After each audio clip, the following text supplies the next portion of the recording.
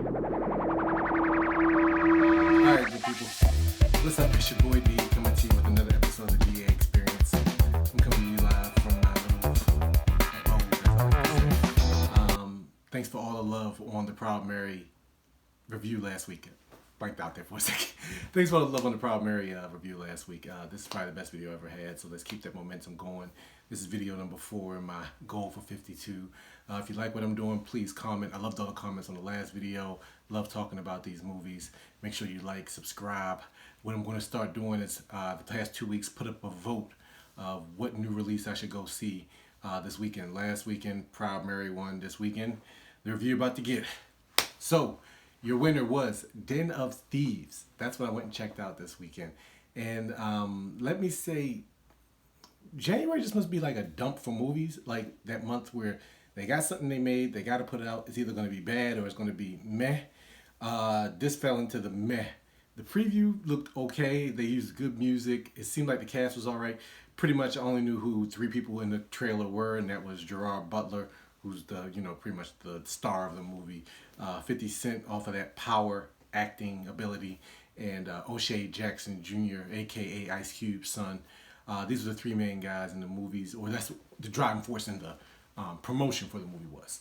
So I went out and checked it out yesterday or Friday, and I have to say I've had the hardest time trying to come up with a review for this in my head. This movie was all over the place. It didn't kind of know what it wanted to be. It's weird to say. Like it definitely took a lot from the movie Heat. It took some things from Ocean's 11. It took something from something else. Another movie. Write in the comments if you know what movie I'm talking about. I don't want to say it out loud because I don't want to spoil it for everybody. It will kind of ruin it. But being the type of person I am, within 20 minutes, I figured out what this movie was going to do and what it was going to, the end was going to be, the end result. But other than that, like, can we stop trying to make Gerard Butler a thing? He was probably the best part of this movie outside of the sound editing. God, like if you like guns, you'll like this movie. They had some weight to them. You could hear them. Whoever made this is a true fan of movies where they show reloading and they show the gun going off and you can hear this thing. You felt when people got hit with these bullets and stuff. So, big ups to whoever did the sound editing for this movie. That was really good. The action sequences were good, but don't be fooled by the trailer. There are literally, and I repeat, 2 action sequences. There's a 5-10 minute scene in the beginning, and then at the very end, about maybe 30 minutes, which is good. It was a good 30-minute bank robbery heist scene, which I liked a lot. The downside to this movie is the fact that, well, there's a couple of things I didn't like. One, it focused on the wrong person. It got this whole story around, for some reason, it focused on what was going on with Gerard Butler's character, and you realize that they had an idea for an end, and they're like, we got this guy, we got to put some stuff in there for him. He plays that part of the smarmy jerk real well. I realized in every movie he's in except for 300, he's played the same exact role. Depending upon the action, I got to be the smartest person in the room type role, depending upon the action or the amount of action. Even the rom-coms, he's always playing, I'm the smartest guy in the room, I'm the jerk, you all do what I say type thing. And they focused on him instead of focusing on Ice Cube's son's part, who was the point of view character, who if they had built up more with the character development, there would have been more for a payoff in this movie concerning him.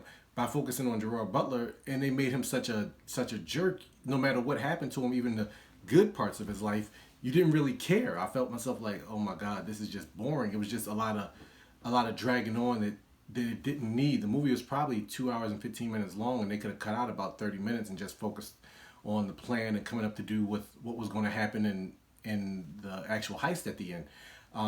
That was good though. The last 30 minutes to 30 minutes of this movie was great. I enjoyed that a lot, watching what was going to happen. And, if you're going to see this movie for 50 Cent, you're going to be let down. He pretty much has about 5 lines in this whole movie, and he's kind of just standing off in the background. He knew his part. I'll give him that. He played his part, but he is in no way a star of this movie. In closing, guys, this one is meh. Like, it was just average.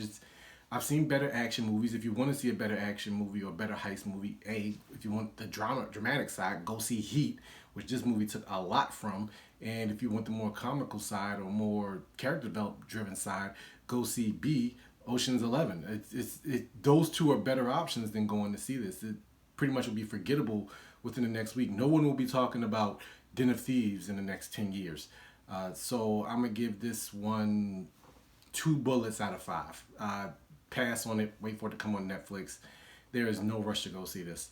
I guess I'll have my vote up next week. I know Maze Runner comes out. If you have a vote on any new release coming out next week that you want me to see, write in the comments below. I also put a poll up on my Facebook page, which I'll be including below. So don't forget to like, don't forget to subscribe, hit that bell for the notification, and I'll see you all next week. Happy voting. It was pretty meh. The first hour was pretty boring to me. The last little bit with the actual bank heist was a good. Started off well, thought it was going to be interesting. Went there with no expectations, and I don't really like Gerard Butler. But he played his part well, though they focused on him a little too much. It's a lot of Heat love, a little bit of love with Ocean's 11, and some other stuff thrown in there, but I'd pass on this one. Wait for it to come on Netflix.